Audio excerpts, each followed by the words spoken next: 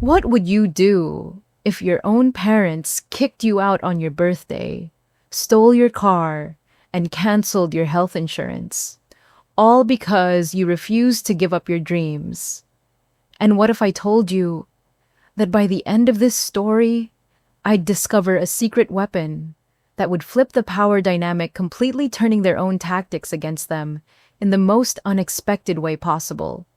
This is the story of how I lost my family but found my freedom, and why sometimes the people who claim to love you the most are actually the ones trying to control you the hardest. You know that feeling when your childhood home looks perfect from the outside, but inside it feels like a beautiful prison. That was my reality for 23 years. My name is Lydia, and I grew up in what everyone called the nicest house on the Maple Street. 4 bedrooms, 3 bathrooms, perfectly manicured lawn, white picket fence, the whole American dream package. But here's what the neighbors didn't see: every dollar that went into making that house look perfect was also a chain around my neck. My mother, Victoria, she's the type of woman who irons her pajamas and color coordinates her spice rack. Everything had to be flawless, including me. She'd wake up at 5:30 every morning, not to exercise or meditate, but to inspect every corner of our house for imperfections. A crooked picture frame could ruin her entire day. And my father, Edwin, he was the financial watchdog. This man kept spreadsheets of our grocery receipts. I'm not kidding. He had categories for everything. Bread, $12.47 for the month. Laundry detergent, $8.99, but only if we bought the generic brand. God forbid we splurged on Tide. Every purchase I wanted to make had to go through what I called the committee, which was basically my parents sitting at our dining room table examining my request like I was asking for a loan to buy a yacht. I need new art supplies for my high school portfolio class. How much? Edwin would ask, already pulling out his calculator. Maybe $40 for some quality pencils and paper. $40? Victoria would gasp like I'd asked for her kidney. Lydia, that's our weekly grocery budget for vegetables. But here's the twisted part. They weren't poor. My dad worked as a senior accountant at a major firm, and my mom managed a dental office. They were pulling in well over 6 figures combined. They just enjoyed the control. The real kicker: our house was filled with expensive things that they bought for themselves. A 65-inch smart TV in the living room, Victoria's collection of designer handbags lined up in her walk-in closet like little soldiers, Edwin's garage workshop with tools that cost more than most people's cars. But me, I was still using the same art supplies I'd gotten for my 13th birthday, dried-out markers and pencils worn down to stubs. That's when Mark came into my life. We met during my sophomore year of college at a campus coffee shop. I was sitting alone sketching in this beat-up notebook, trying to make magic happen with basically nothing. He walked over, this tall guy with messy brown hair and the kindest eyes I'd ever seen, and said, "That's incredible. You did that with a regular ballpoint pen?" Mark was different from anyone I'd ever met.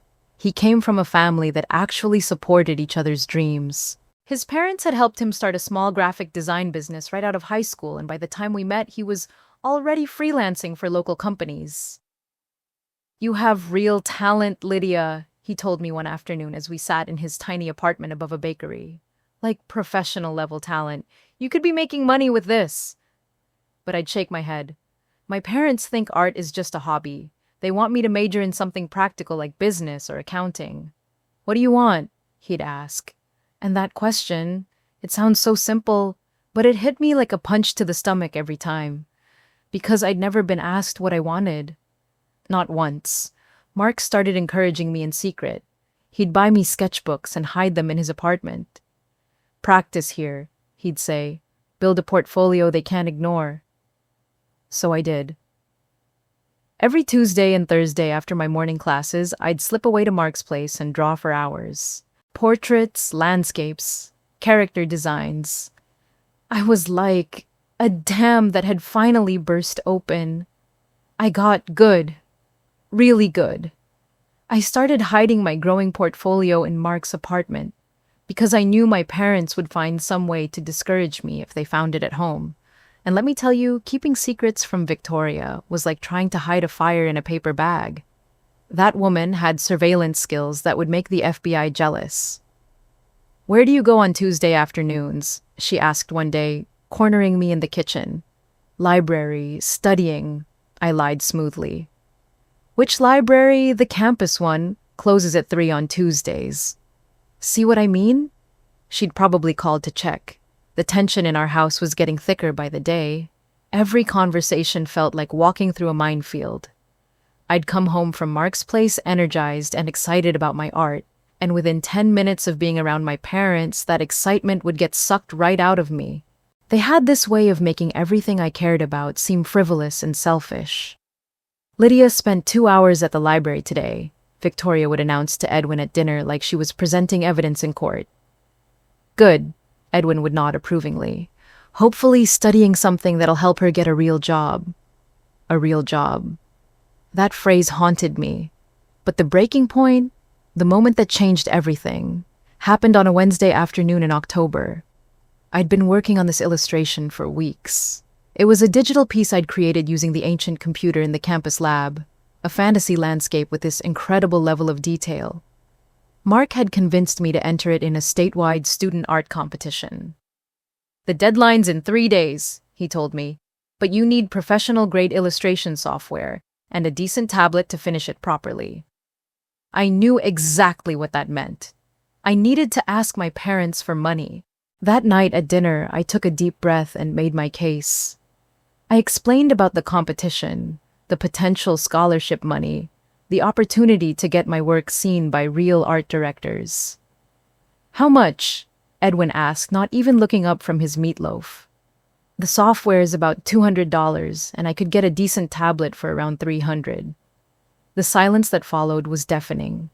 Victoria set down her fork slowly like she was handling a bomb. $500 for a hobby. "It's not a hobby, Mom. This is what I want to do with my life." "What you want?" Edwin repeated, finally looking at me. "Lydia, wanting something doesn't put food on the table. Wanting something doesn't pay rent." "But this competition could lead to nothing," Victoria interrupted. "Art doesn't pay bills. Art doesn't provide security. Art is what people do when they don't have real responsibilities." I felt something break inside my chest. Not crack, break completely. "So that's it, just..." "No." Edwin sighed like I was the most exhausting person on earth. "Lydia, we've given you everything you need. A roof over your head, food, and education. Now you want us to fund your fantasy?"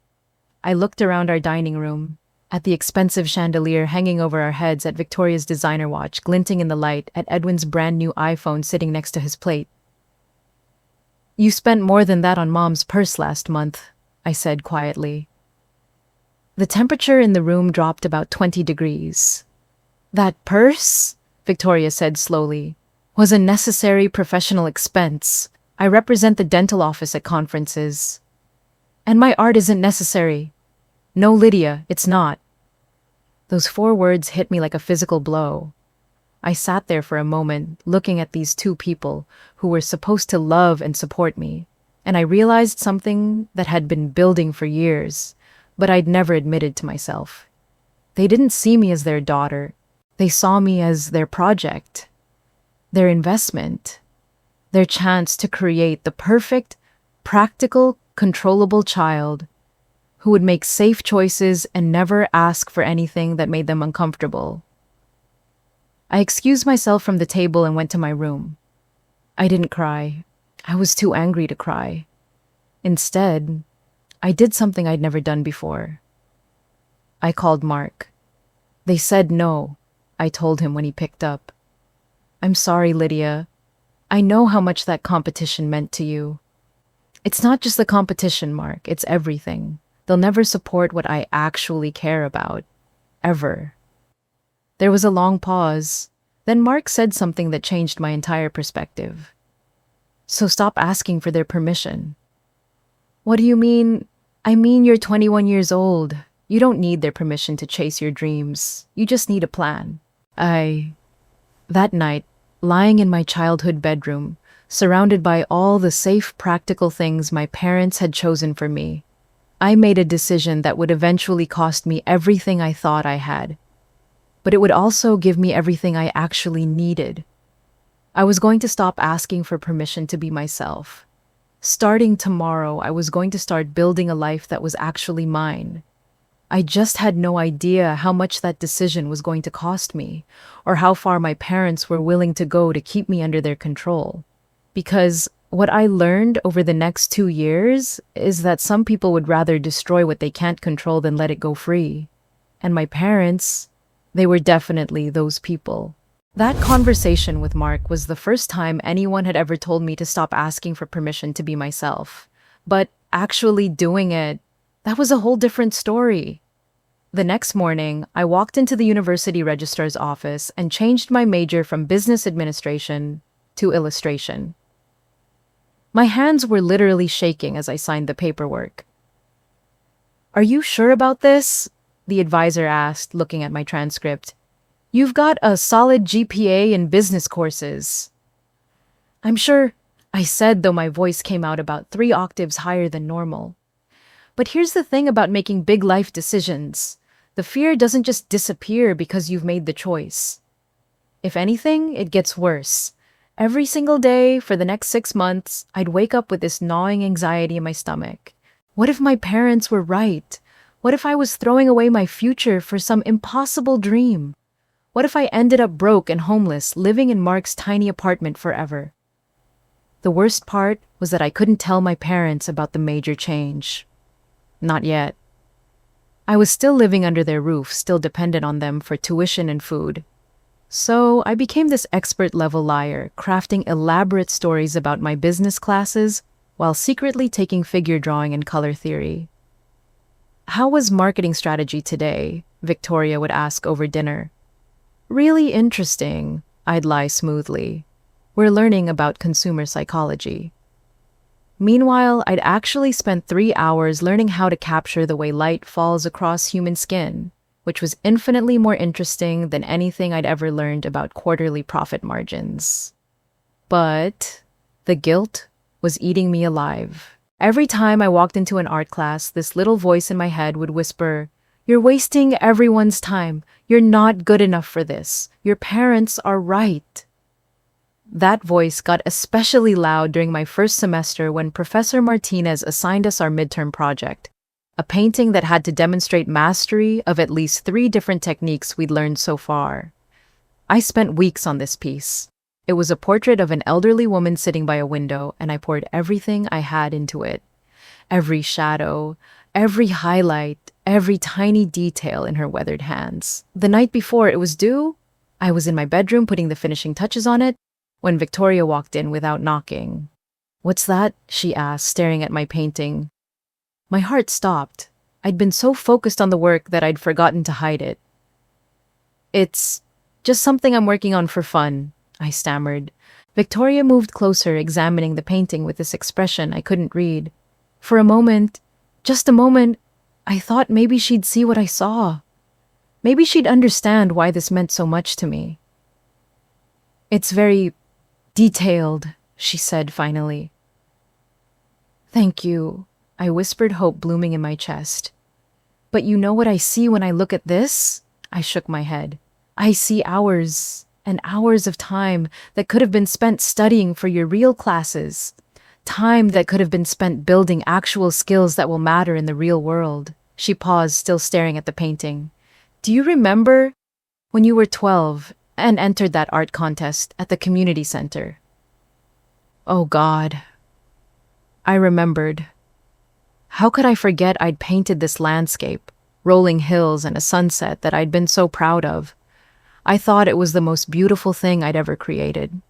The contest was for kids under 16, and there were maybe 30 entries. I didn't win first place or second or third.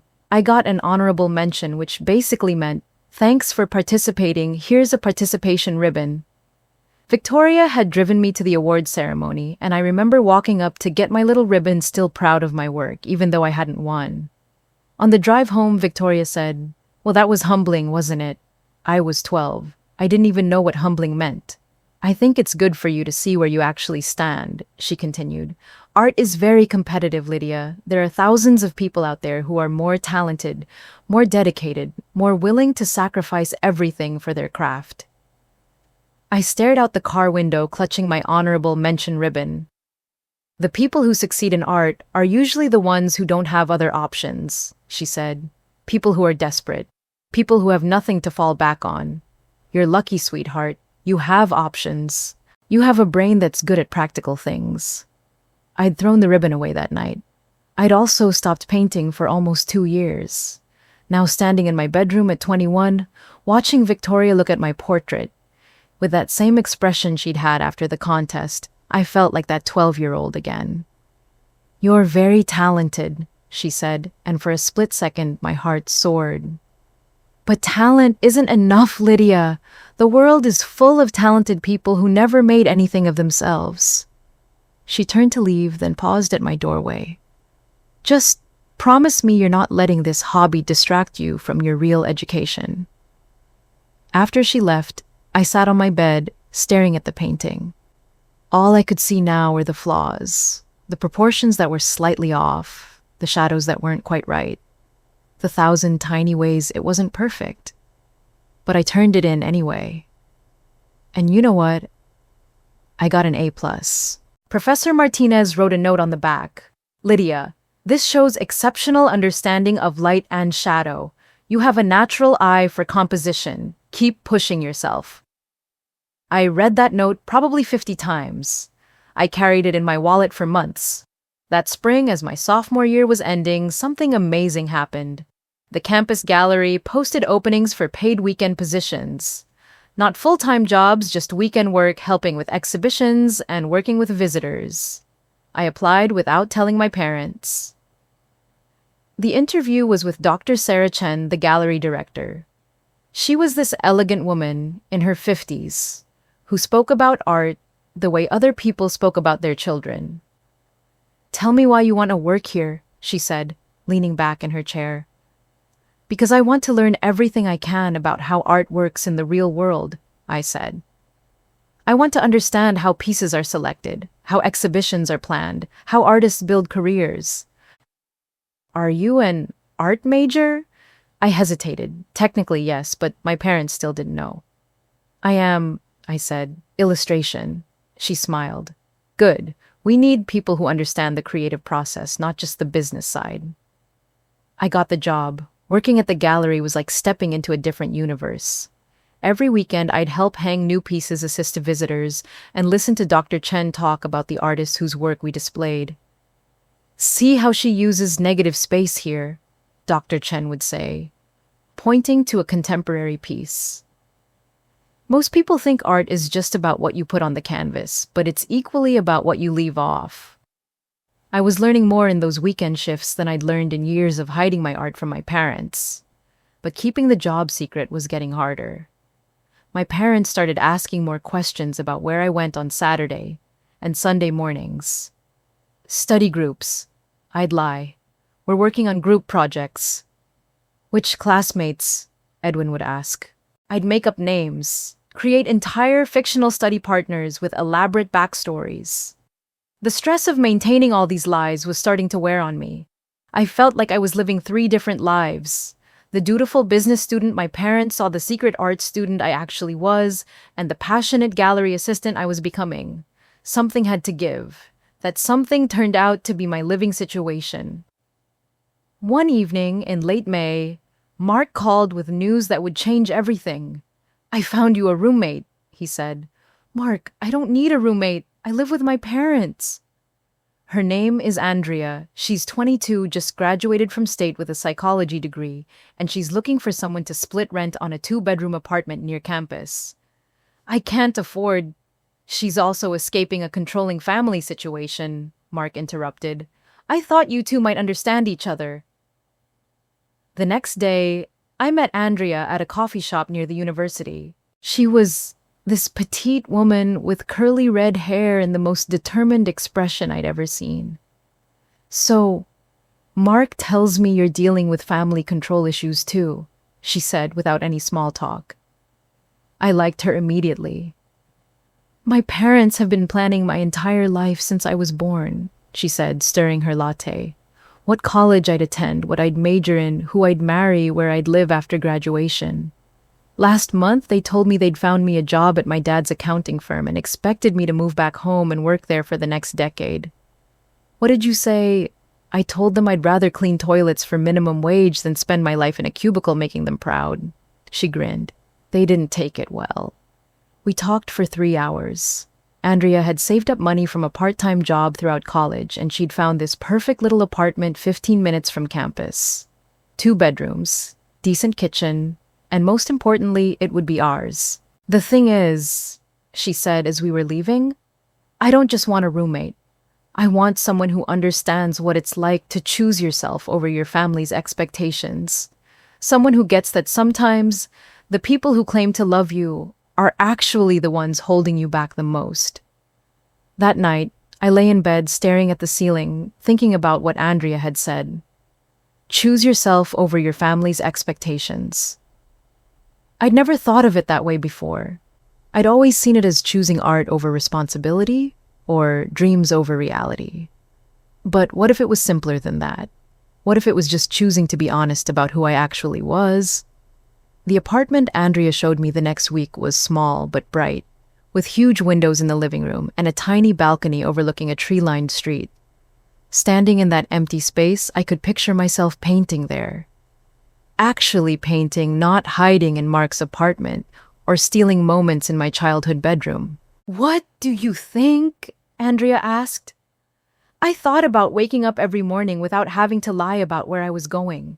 I thought about bringing home art supplies without having to hide them. I thought about having conversations about my actual interests instead of pretending to care about quarterly earnings reports. I think, I said slowly, it's time I stopped asking for permission to live my own life. But first, I had to tell my parents about the summer internship I'd applied for without their knowledge. The unpaid position at a local design firm that could potentially change everything. And based on their reaction to my $500 art supply request, I had a feeling this conversation was going to be even more explosive.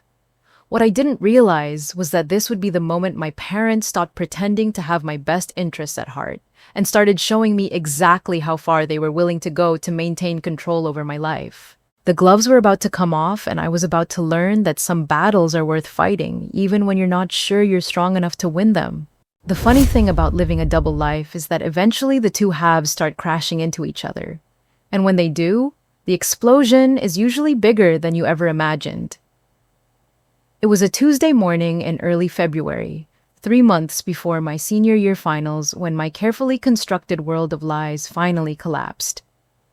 I was in the kitchen making coffee, still half asleep, when Edwin walked in holding a piece of mail.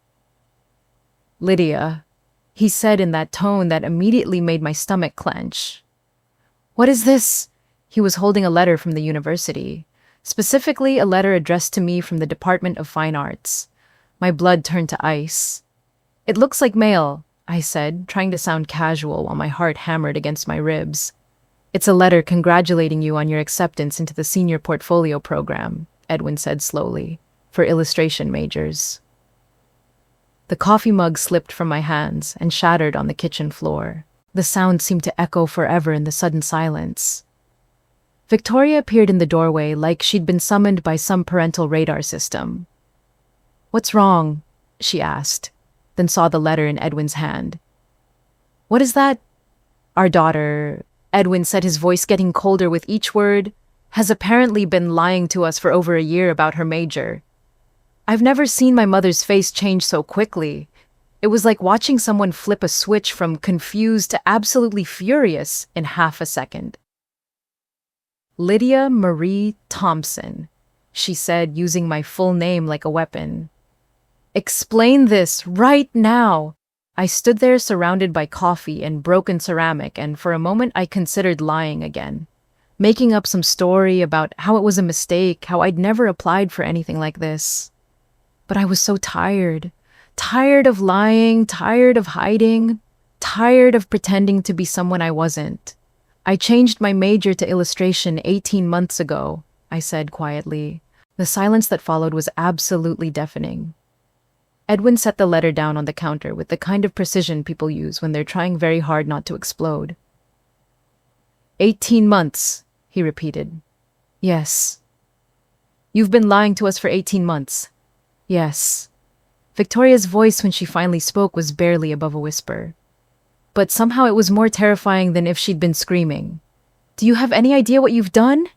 I looked between my parents, these two people who'd raised me, fed me, put a roof over my head for 22 years, and all I could see was disappointment so deep it looked like disgust.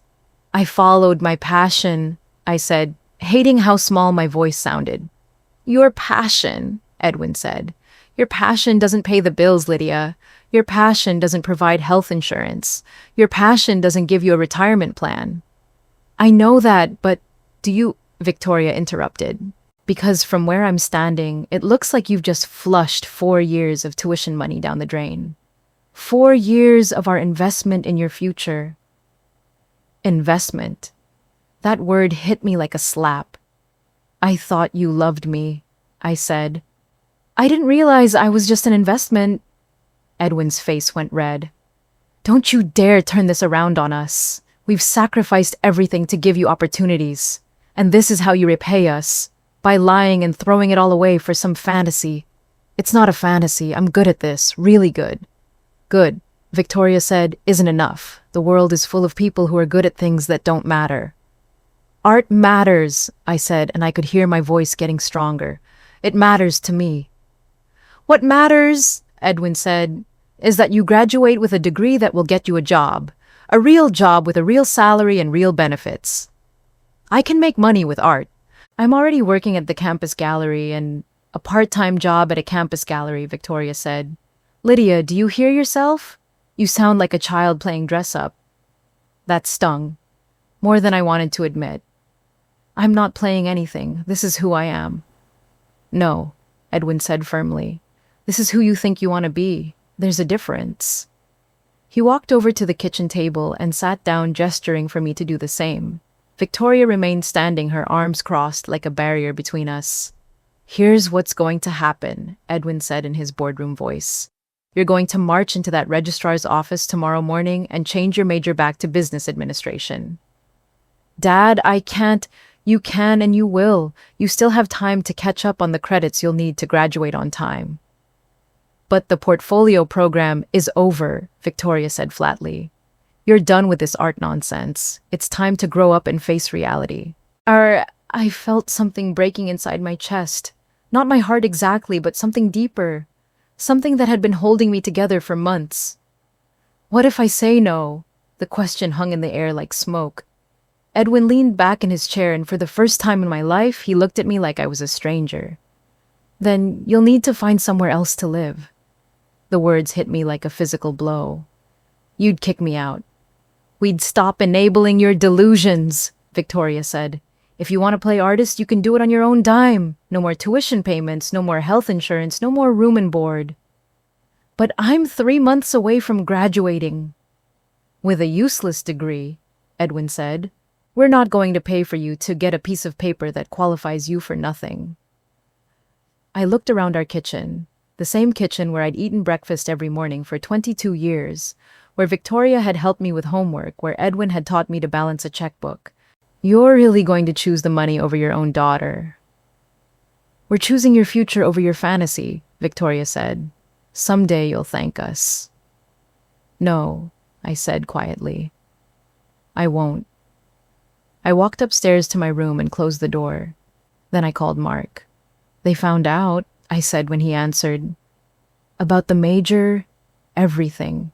And they're giving me an ultimatum, change back to business or get kicked out. There was a long pause. What are you going to do? I don't know. Mark, I'm 3 months away from graduating. 3 months. If I leave now, I'll have nothing. You'll have your degree in illustration. Which they won't pay for anymore. Lydia, Mark said gently, how much do you have in savings? I did the math in my head. Between my gallery job and the small inheritance from my grandmother that my parents had helped me invest, I had maybe $4,000. Not enough, I said. What about student loans for your final semester? Maybe. But what about after that? Where am I going to live? How am I going to eat? You could move in with Andrea, split the rent on that apartment she showed you. With what money? Your gallery job.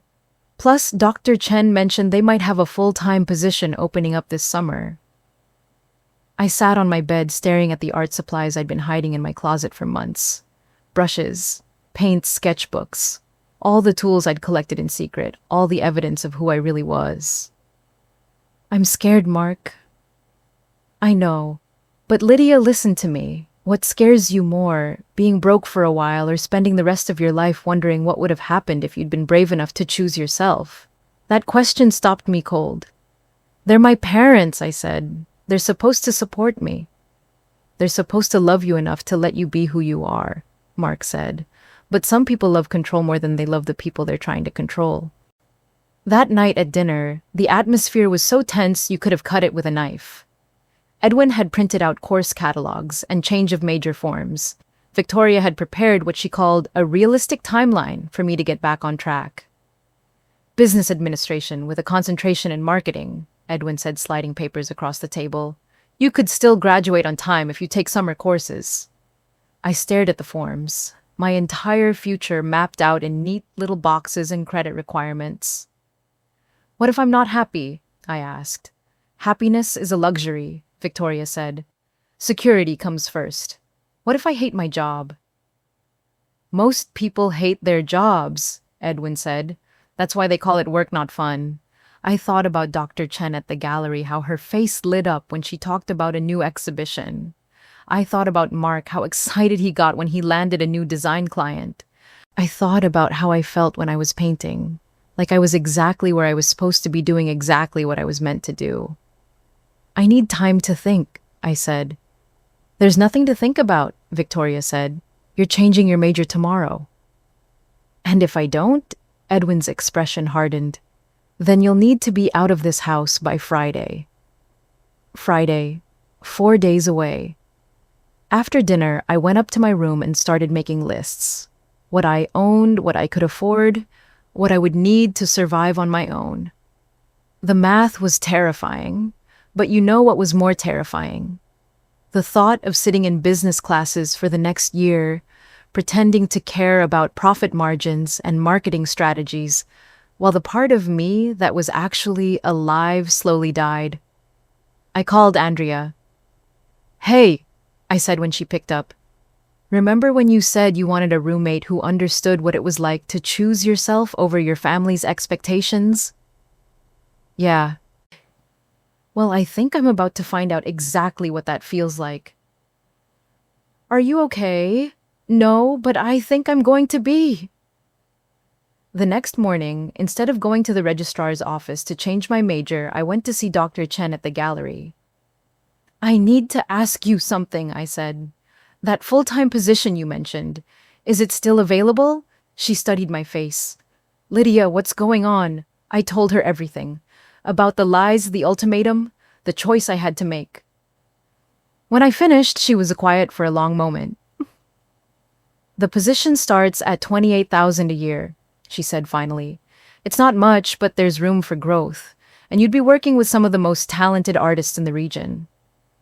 Would I be able to keep taking classes? Part-time, yes, we could work around your schedule.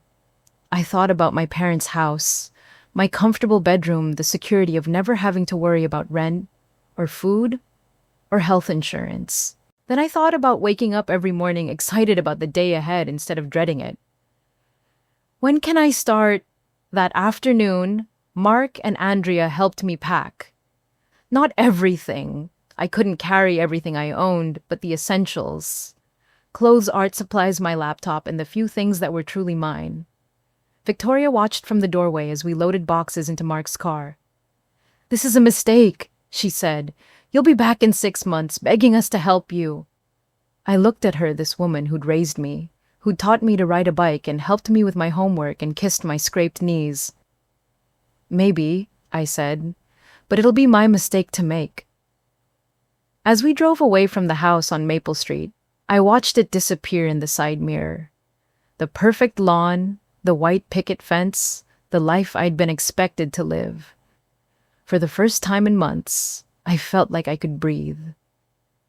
But as we pulled into the parking lot of my new apartment building, reality started to sink in. I had $4,000, a part-time job, and 3 months left of college to figure out how to build a life from scratch. What I didn't know was that in 72 hours, my parents would play a card I never saw coming. A move so calculated and cruel that it would force me to learn exactly how strong I really was. Because when you choose freedom over security, some people see that as a declaration of war. And my parents, they were about to show me just how dirty they were willing to fight. 3 days after moving in with Andrea, I woke up to 17 missed calls from my mother. 17.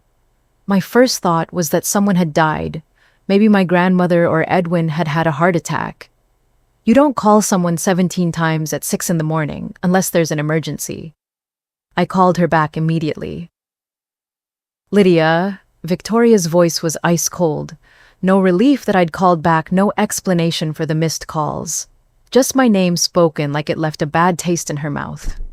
Mom, what's wrong? Are you okay? Is Dad okay? We need to talk in person. I'm at Andrea's apartment. If you want to talk, you can come here. Or you'll come home. Today, we have things to discuss. The way she said home made my stomach clench. Like she was doing me a favor by still considering it my home. Mom, I've already moved out.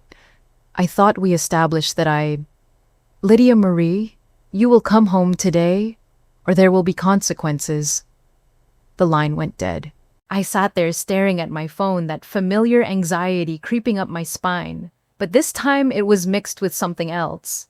Anger. I was 23 years old. I had my own apartment, my own job, my own life. What consequences could she possibly threaten me with? Andrea was making coffee in our tiny kitchen when I walked out of my bedroom. Everything okay? She asked, taking one look at my face. You look like you've seen a ghost. My mom wants me to come home for some kind of serious talk. Are you going to go? I thought about it. Part of me wanted to ignore the whole thing to prove that I was independent and didn't need to jump every time my parents called. But a bigger part of me still hoped we could work things out. Maybe they'd realize they'd been too harsh. Maybe they'd come to understand that I was serious about my choices and were ready to support me. Maybe we could find a way to be a family again. Yeah, I said, I think I should. Looking back, that decision was either the biggest mistake I ever made or the best thing that could have happened to me. I'm still not sure which. I drove to my parents' house that afternoon with this weird mix of hope and dread churning in my stomach. The closer I got to Maple Street, the smaller I felt. It's funny how quickly you can slip back into old patterns. The moment I pulled into their driveway, I wasn't Lydia, the independent adult with her own apartment and job. I was Lydia, the daughter who needed their approval for everything. Victoria answered the door before I even knocked. You're late, she said. I wasn't late. I was exactly on time, but that was Victoria. She had this way of making you feel like you'd already failed before the conversation even started. Edwin was sitting at the dining room table with a stack of papers in front of him. Official-looking papers. Sit down, Lydia, he said without looking up. I sat, and for the first time in my life, I felt like a defendant in my own family. We've been doing some thinking, Victoria said, taking her seat across from me, about your situation. What about it?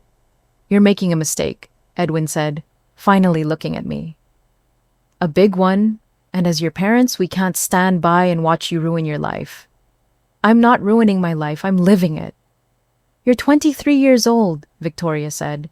You think you know what you want, but you don't understand the consequences of your choices.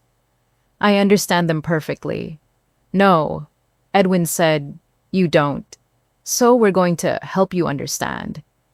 He slid one of the papers across the table to me. It was a letter from my health insurance company. A cancellation notice. Effective immediately, Edwin said, you're no longer covered under our family plan. My heart stopped. You can't do that. We can and we have, Victoria said. You wanted independence. This is what independence looks like. Edwin slid another paper across the table. Your car insurance has also been canceled.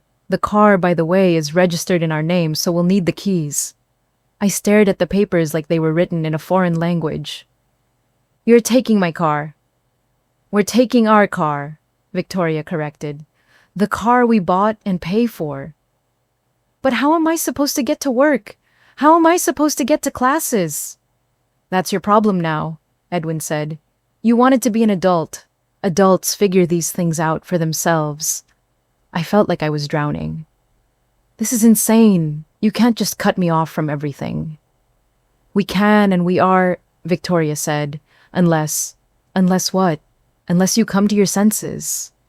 Move back home, change your major back to business, and stop this ridiculous art fantasy. I looked between my parents, these two people who were supposed to love me unconditionally, and I saw something that chilled me to the bone. They weren't trying to help me. They were trying to break me. What if I can't afford health insurance on my own? Then you'll learn to be more careful, Victoria said. What if I can't get to work without a car? Then you'll find a job closer to where you live, Edwin said. What if I can't pay for my last semester of tuition? Then you'll drop out and get a real job, Victoria said, which is what you should have done in the first place. I sat there in stunned silence. This wasn't tough love. This wasn't parental guidance. This was economic warfare. You have 30 seconds to decide, Edwin said, checking his watch. Come home and live the life we've planned for you, or face the consequences of your choices alone. 30 seconds. 30 seconds. I looked around the dining room where I'd eaten thousands of meals, done homework, celebrated birthdays.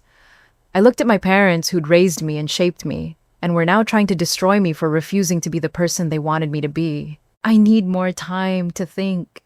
Time's up, Victoria said. What's your decision? And in that moment, something crystallized for me. I realized that this wasn't really about my major or my career or my future. This was about control. This was about two people who couldn't accept that their daughter was her own person with her own dreams. If I gave in now, I would spend the rest of my life being held hostage by their approval. Every decision I made would be filtered through their expectations. I would never be free. I choose my life, I said quietly. The silence that followed was deafening. Edwin gathered up the papers and stood. Then you're no longer welcome in this house. What? You heard me. You've made your choice. Now live with it. Victoria stood too. We'll give you 10 minutes to get whatever you absolutely need, and then we want you gone. I felt like I'd been punched in the stomach. You're kicking me out today. You kicked yourself out the moment you chose art over family, Victoria said. Those aren't the same thing. To us they are. I ran upstairs to my childhood bedroom, my hands shaking as I grabbed my laptop, my portfolio, and a few changes of clothes. 10 minutes wasn't enough time to process what was happening, let alone pack a lifetime of belongings. When I came back downstairs, Edwin was holding his hand out. Car keys, he said. I handed them over, feeling like I was surrendering my last connection to the life I'd known. How am I supposed to get back to my apartment? Call a friend, Victoria said. You seem to think you have all the support you need. I called Mark from their driveway, tears streaming down my face. They took everything, I sobbed when he answered. My car, my insurance, everything. They kicked me out. I'm on my way, he said immediately. Stay exactly where you are. 20 minutes later, Mark pulled up in front of my parents' house. I was sitting on the curb with my laptop bag and portfolio, feeling like a refugee from my own life. Jesus, Lydia, he said, getting out of his car. Are you okay? No, I said honestly. I'm not okay at all. The drive back to Andrea's apartment was silent, except for my occasional sniffling. I kept thinking this had to be some kind of nightmare, that I'd wake up and my parents would call to apologize and take it all back. But when we pulled into the apartment complex and I saw Andrea waiting for us in the parking lot with a concerned expression, reality hit me like a freight train. This was real. My parents had actually disowned me over a college major. What happened? Andrea asked as soon as we got out of the car. I told her everything about the cancellation notices, the ultimatum, the 10-minute eviction. They took your car, she said, incredulous, and my health insurance, and basically told me I was dead to them unless I give up everything I care about. Andrea and Mark looked at each other with expressions I couldn't quite read. Okay, Andrea said finally. Here's what we're going to do. We went up to the apartment and sat around our tiny kitchen table. Andrea pulled out a notebook and started making lists. First, immediate needs, she said.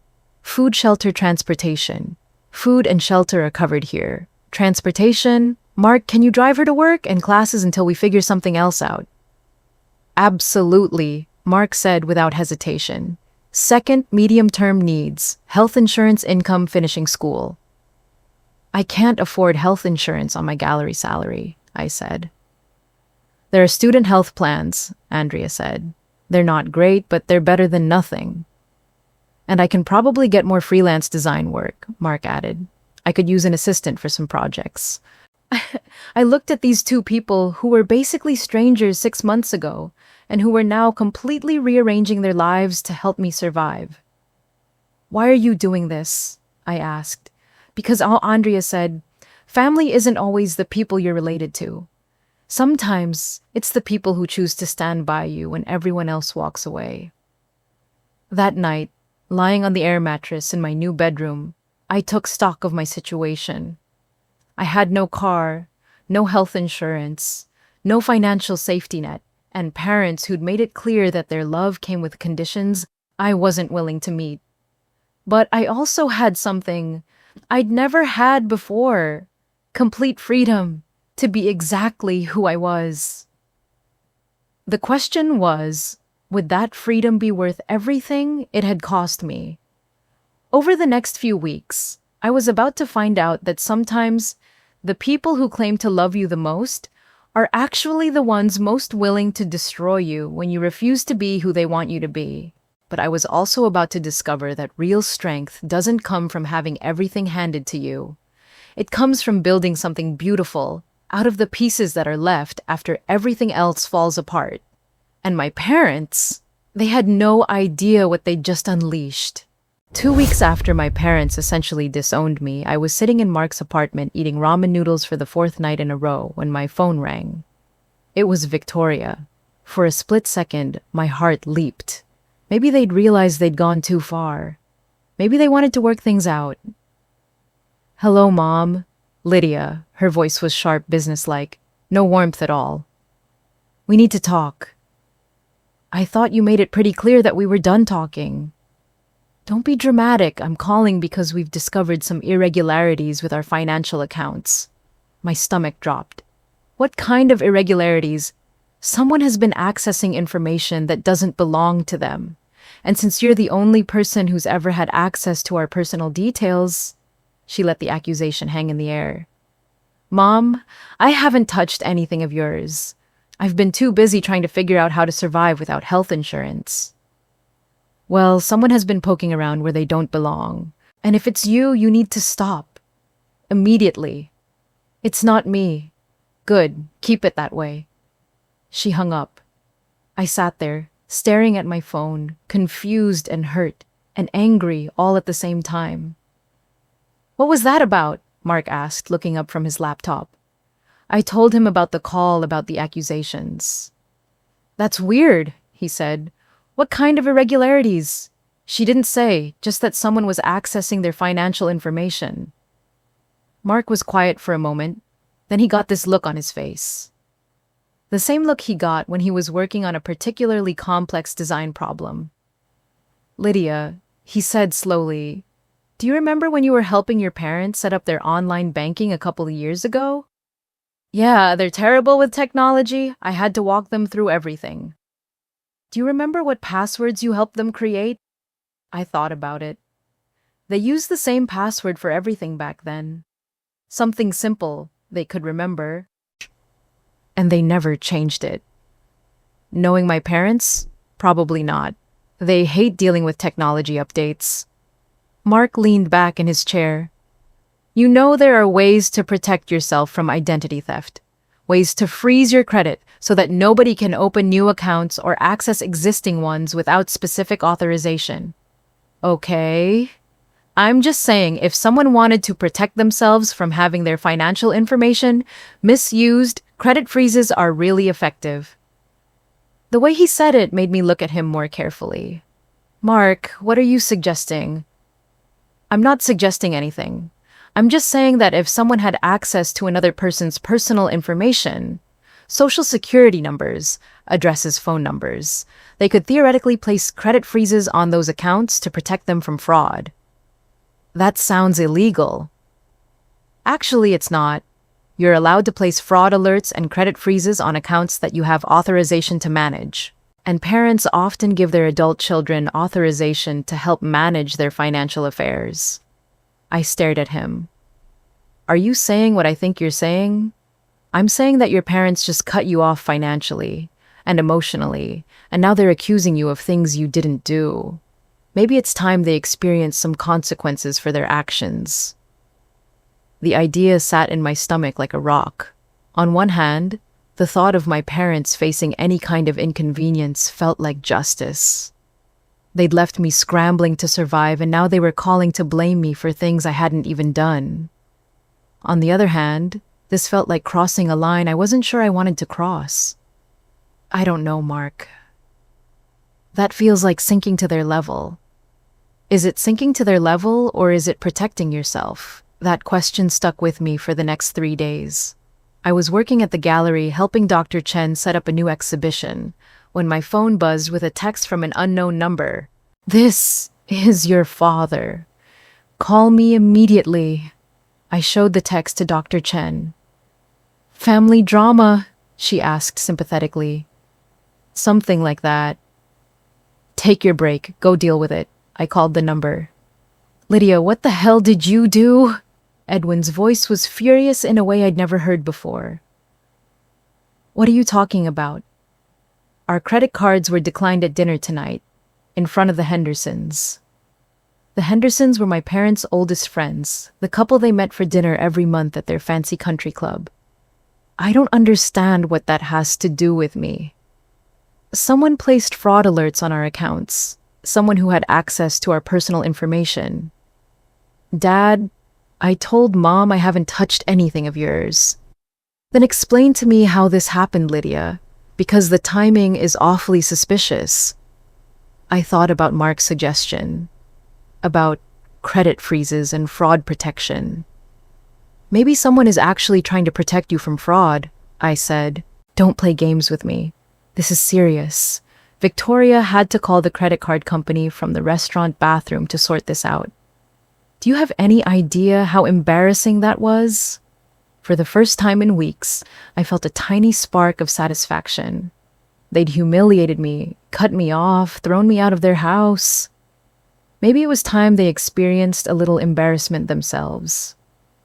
"I'm sorry that happened to you," I said, not meaning it at all. "If this is some kind of revenge scheme..." "Dad, I'm working 2 jobs and eating ramen noodles for dinner because you cut me off without warning. I don't have time for revenge schemes." But even as I said it, I was thinking about what Mark had told me, about credit freezes and fraud alerts. That night, I went to Mark's apartment. "My dad called," I said. "Their credit cards were declined at dinner." Mark looked up from his computer. "Huh, that's weird." "Mark." "Yeah, did you do something?" He was quiet for a long moment. "I might have helped you protect your parents from potential identity theft. Using information I gave you.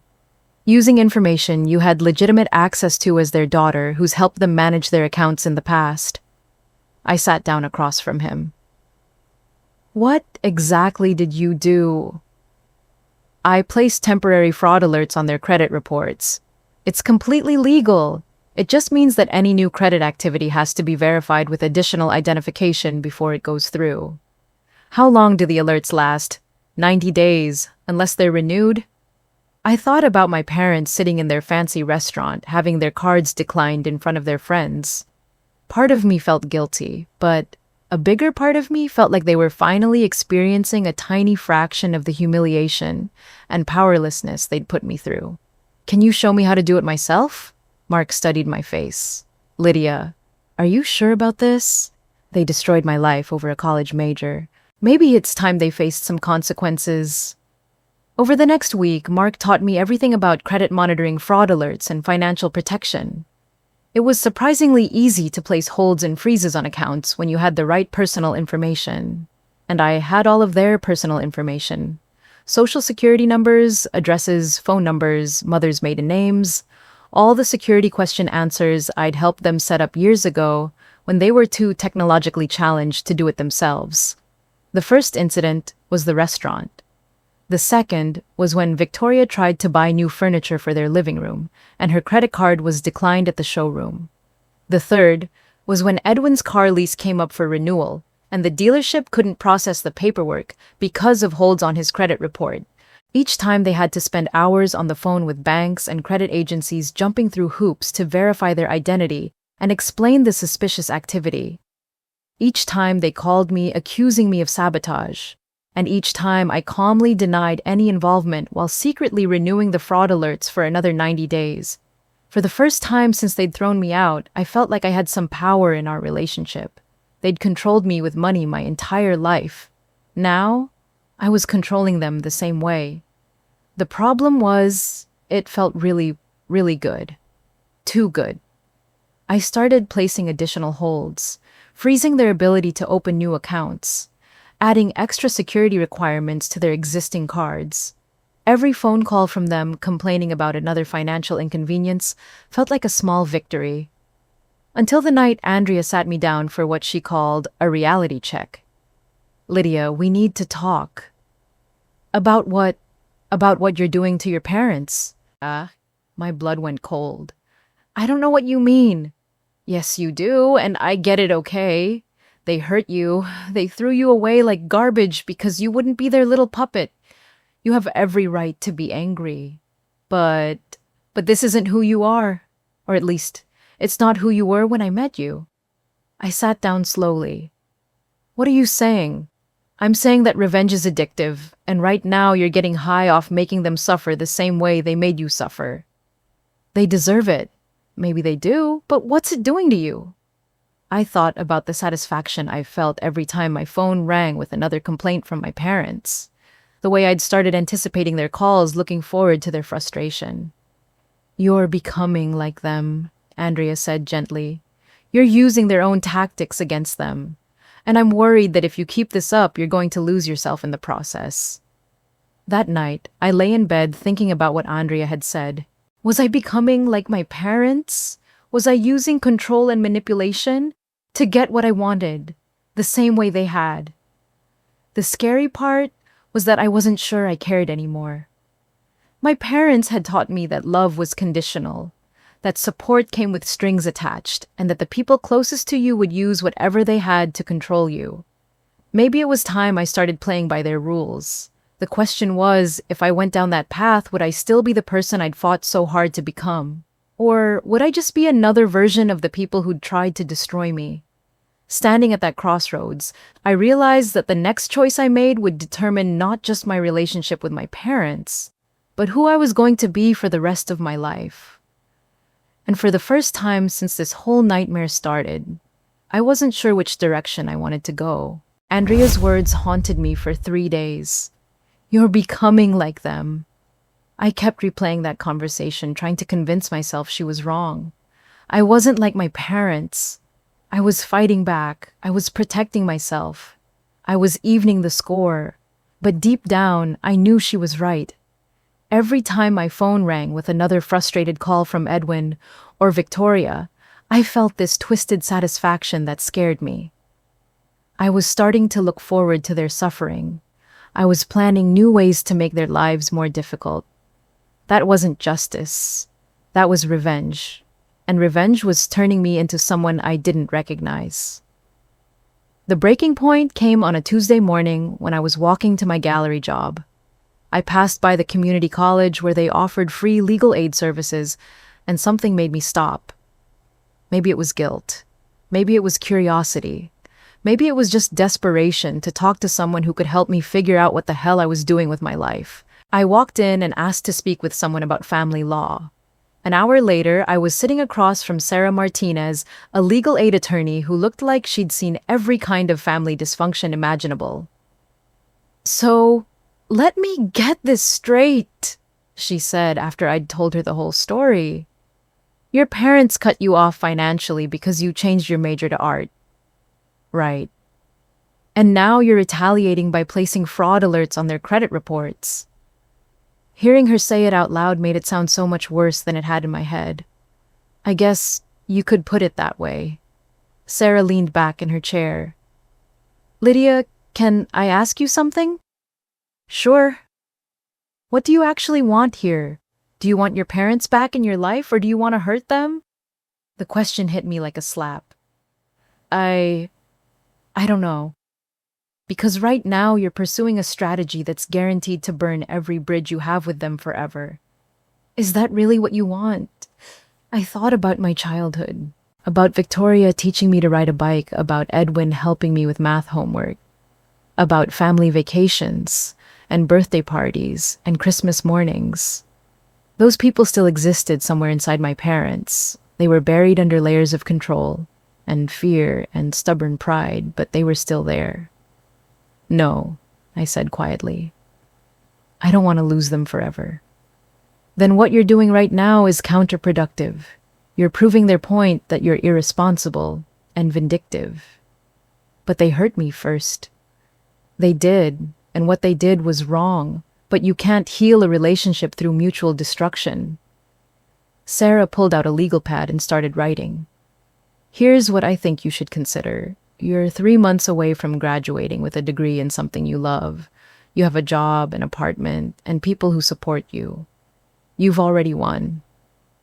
It doesn't feel like winning. That's because you're focused on the wrong prize. You're trying to win against your parents instead of winning your own life." She tore off the sheet of paper and handed it to me. "These are some resources for family mediation services. If you ever want to try rebuilding your relationship with your parents, these people can help you do it in a healthy way." "What if they don't want to rebuild anything?" "Then you'll know you tried, and you'll be able to move forward without regret."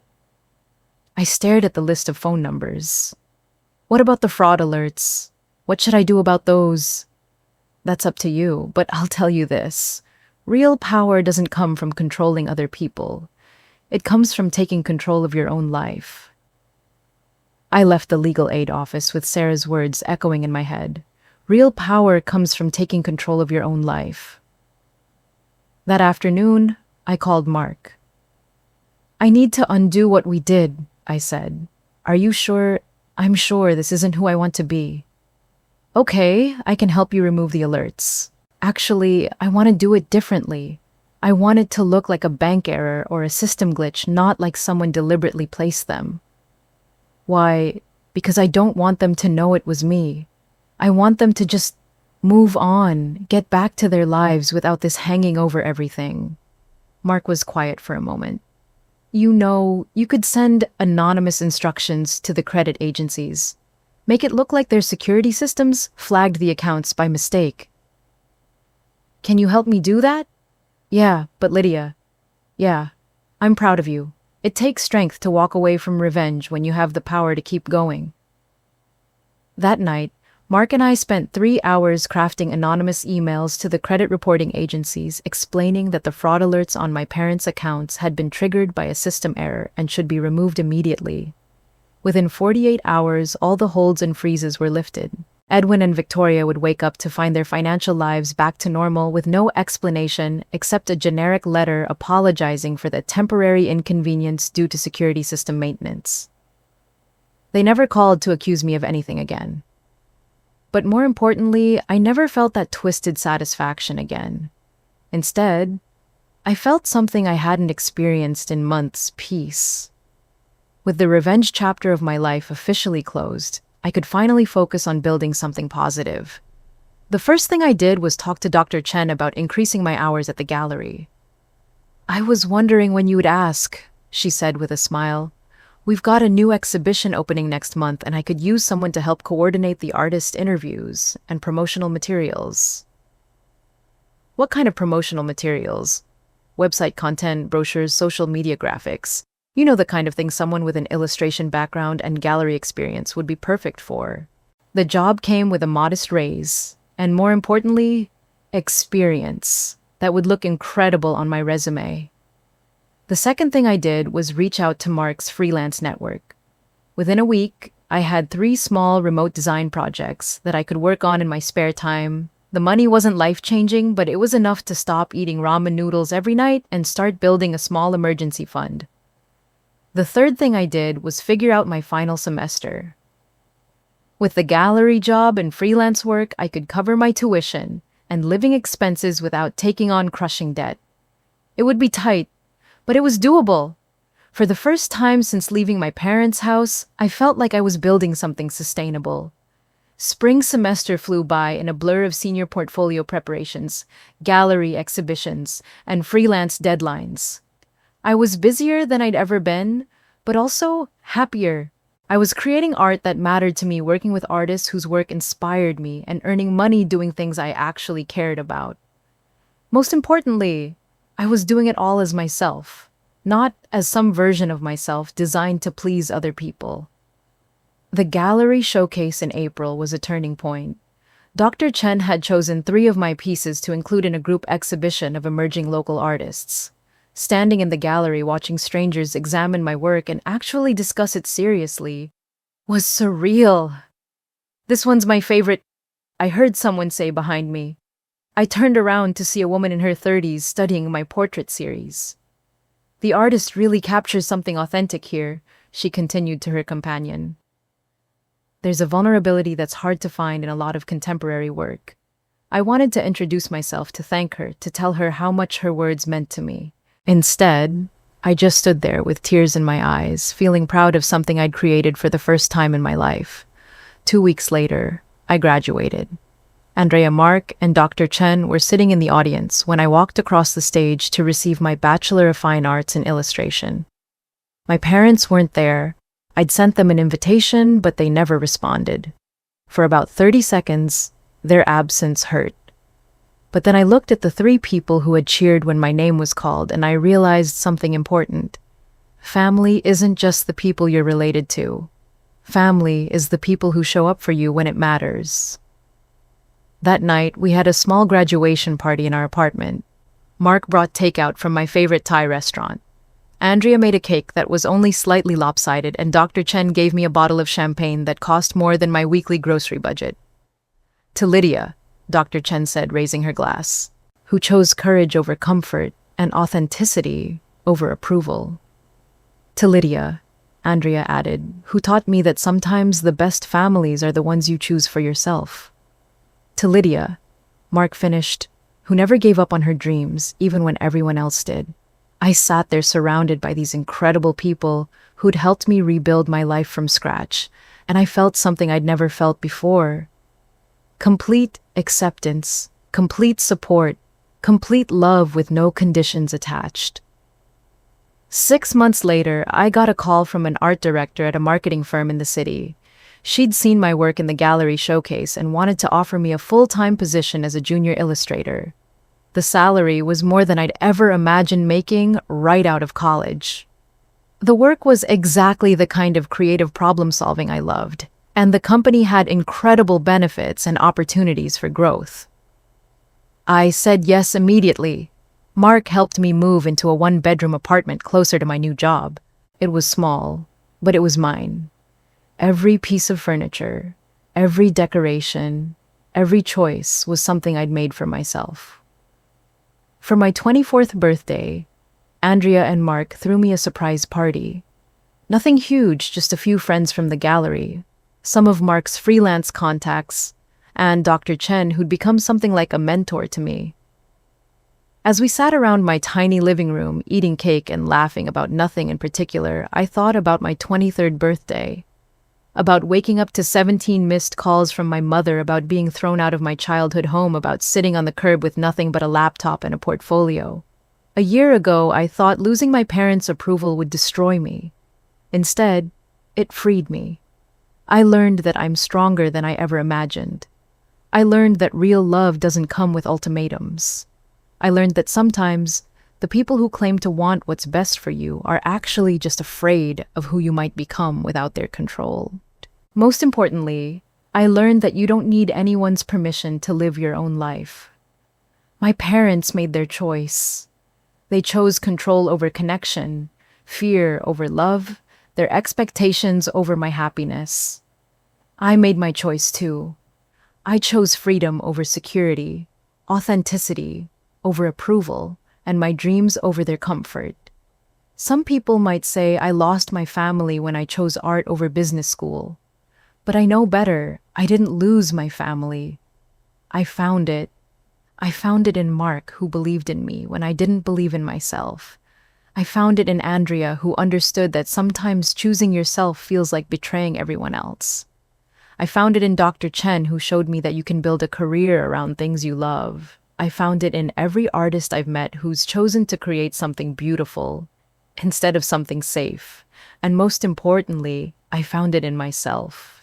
Because at the end of the day, the most important family you can have is the one you build with the person you actually are, not the person other people want you to be.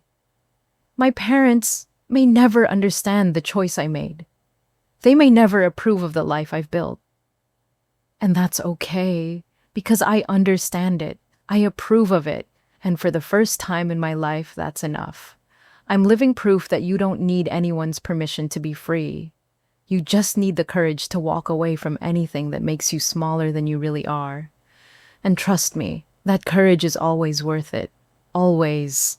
Have you ever had to choose between family, approval, and living authentically? What would you have done in my situation? Let me know in the comments below. If this story resonated with you, hit that subscribe button and the bell icon for more real stories about finding strength when everything falls apart. And remember, you don't need anyone's permission to be free.